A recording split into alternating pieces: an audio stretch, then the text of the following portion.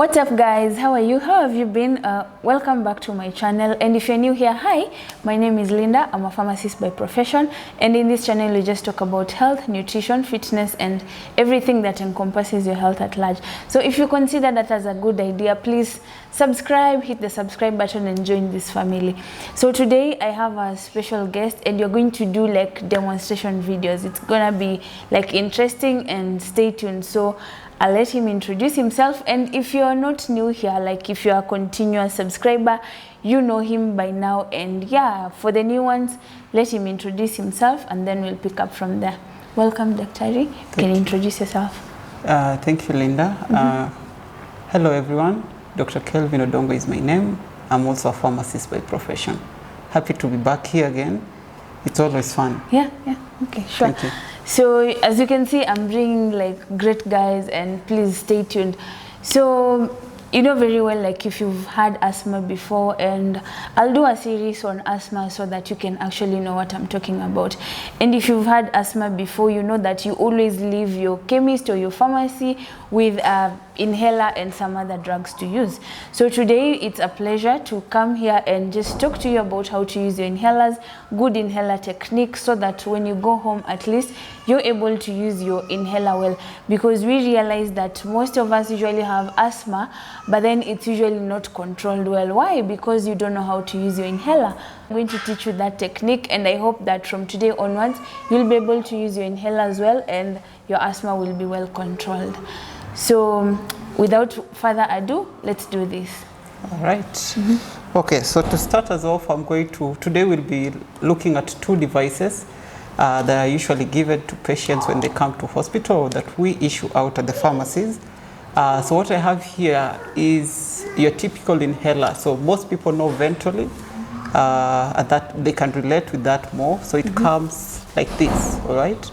So at the point of purchase, we notice that most patients with asthma tend not to respond to treatment, not because the drug is not working, but because 80% of whether the drug will be beneficial to you is dependent on how you use it, what we call inhalation technique. So that's what we want to just quickly go through right now. So you've bought a new inhaler, right?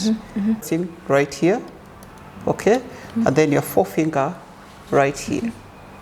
So most people or some people end up doing this because it's easier to do it, to hold it this way. But you see, this is not upright. So not maximum dosing comes from this, all right? So let me just bring this back to the right position, and then open the cup like that. If it's a new inhaler, then what you want to do is prime it. Priming means you spray out the first two sprays, okay? So that it just opens the nozzle and subsequent doses come out effectively. You breathe out, and then with your mouth wrapped around this, so I'm going to demonstrate that like this. You do not want to bite this, okay? It's plastic, so with time it will chip, all right? So you just wrap your mouth tightly around this and then spray, okay? So I'm going to do that. With the first spray, hold your breath, all right, so that the drug settles in. The drug settles in for about 3 to 5 seconds. Breathe out through your nose. So I'm going to explain and then just demonstrate how it should happen, all right? So using those steps,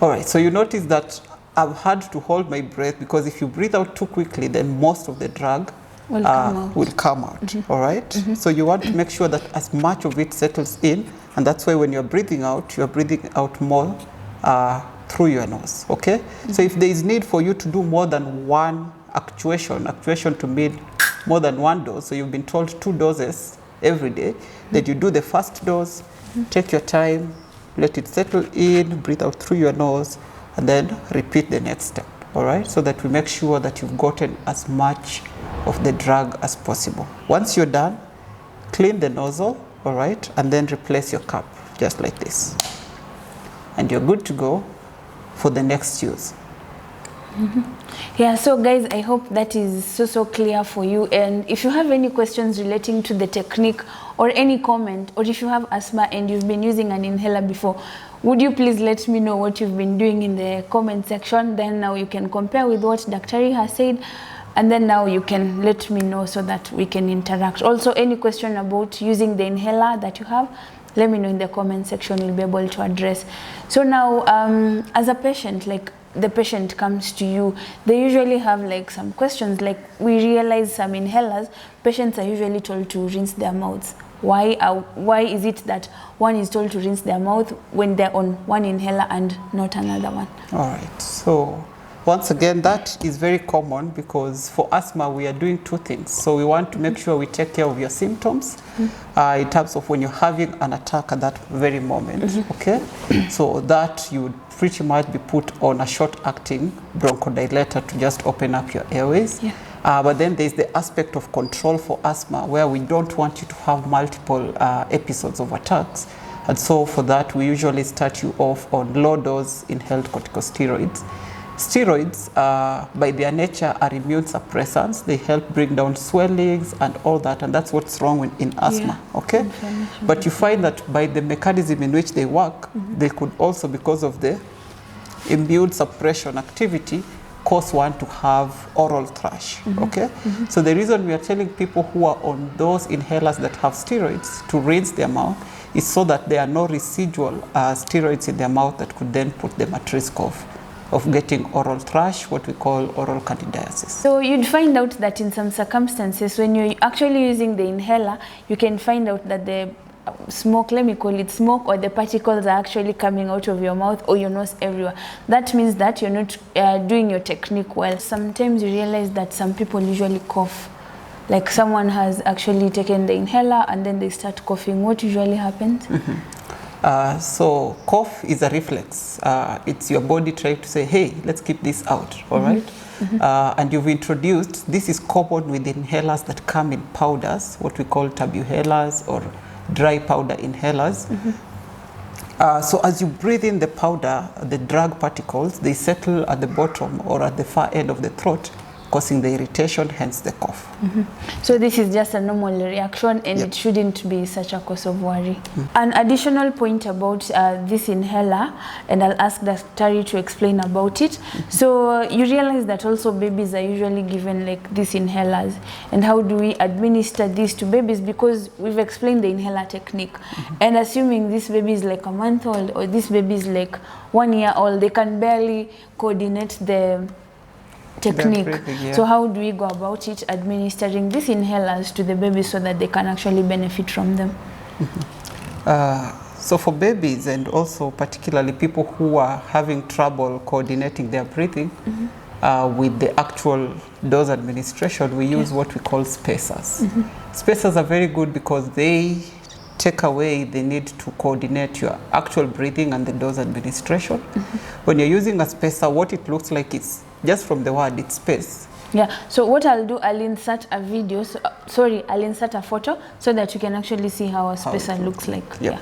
But once you attach the spacer, there's an end that is attached to the dowel, then there's the end that is now faces the patient, and all they need to do is wrap their mouth around the opening of the spacer and just slowly take in the doses without necessarily having to breathe in vigorously to get the dose. Yeah.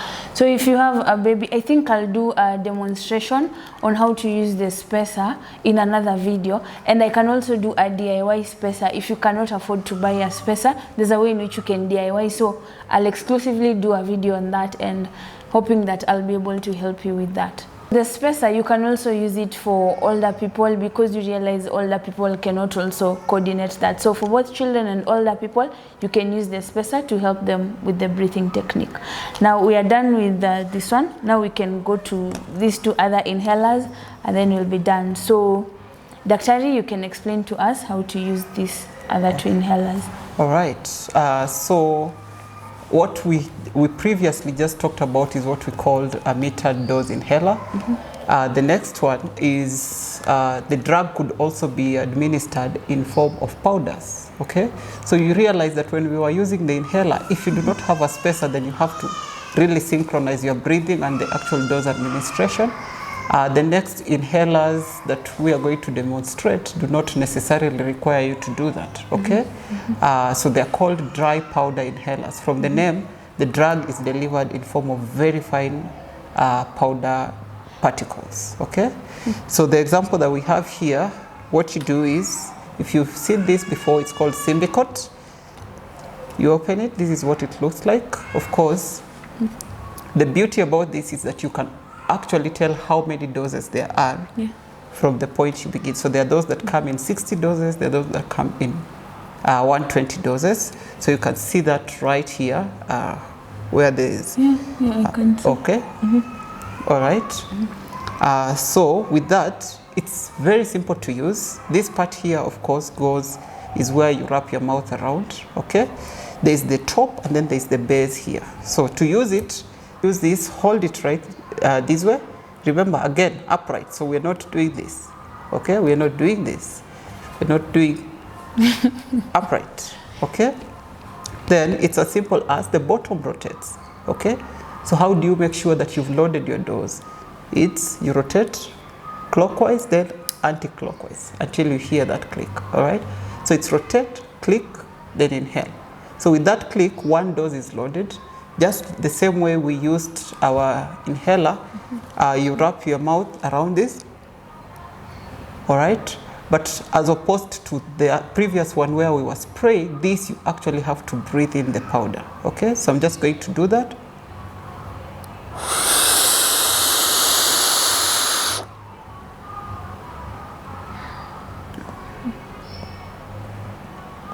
So you notice I have to take very deep breaths to make sure that the drug is actually deposited into the throat area.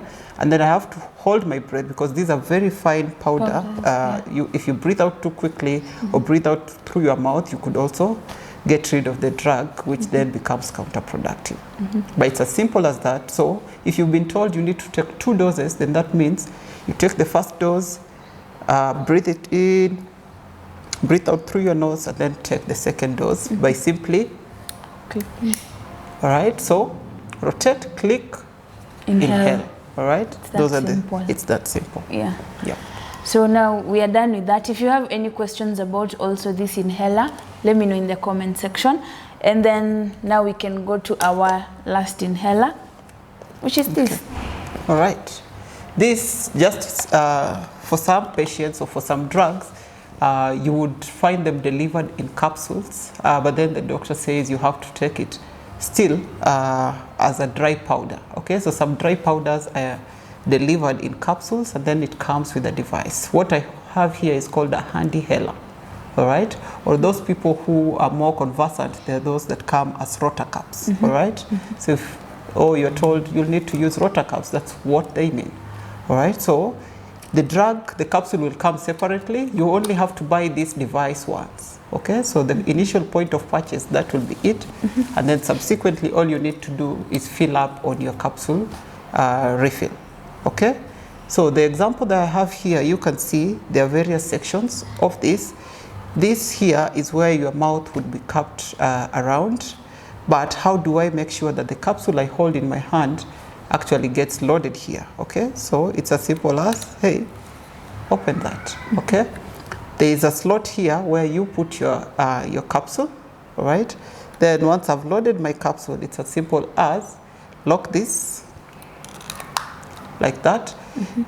This bit here is loaded with a mesh so that you only take in the dry powders and not portions of the capsule. Portions of the capsule. All right, just like the tabuella that we'd used for the Symbicort. Once you click this, you close this like that. It opens up the capsule into 2, and then you breathe in just the same way we did. You breathe in the powder particles. Let's take this scenario whereby someone gets an asthmatic attack. Maybe we're in the house with a friend or a sister and then they get an asthmatic attack. And then now they have this inhaler. how do I go about it to actually help them wake up? Because you see, under normal circumstances, they always just use the inhaler on their own. Now this is an emergency case. How am I supposed to administer the inhaler to them so that they actually like get out of the attack? Okay, yeah. Thank you for that. I think in such circumstances where it's an emergency, first thing you want to do is call for help, all right? So that even whatever interventions you want to institute, there is already help on the way. Once you've called for help, get the inhaler, make sure that their airway is patent. How you make sure that happens is that you really want to be able to help them, especially if they've collapsed and it's already, their chin is already down, you'll have a hard time. So you want to make sure you stabilize them so that you have access to the airway, all right? You want to give, to help them, one, you have to help them cup their mouth around the inhaler, okay? And then you want to administer your 2 puffs as you monitor for response. Good thing with inhalers is that they kick in instantly or almost instantly, okay? There might be need to administer a 3rd dose, but ideally you want to keep it controlled and just make sure that help comes in good time. Yeah, sure. So make sure that you actually help this patient by giving them puffs. You see, in an emergency situation, we all panic, yeah? And you might be tempted to just remove this and then you're just like, you're just giving like so many puffs. So that is not advisable. The thing is, even if you're panicking, just give the first puff, the second puff, and then look at how the person is responding so that you don't go overdosing. This is the best way to go about it. And yeah, I hope you've learned so much about these inhalers. If you have any questions on inhalers, please, if you have any questions, let me know in the comment section. And if you have any experience about inhalers, the correct or wrong inhaler technique, whatever technique you've been using, also let me know in the comment section so that we can interact. And thank you so much, Doc, for coming, and I hope I'll see you more, yeah, and we'll interact more. So thank you so much. I'll see you on my next video. Bye.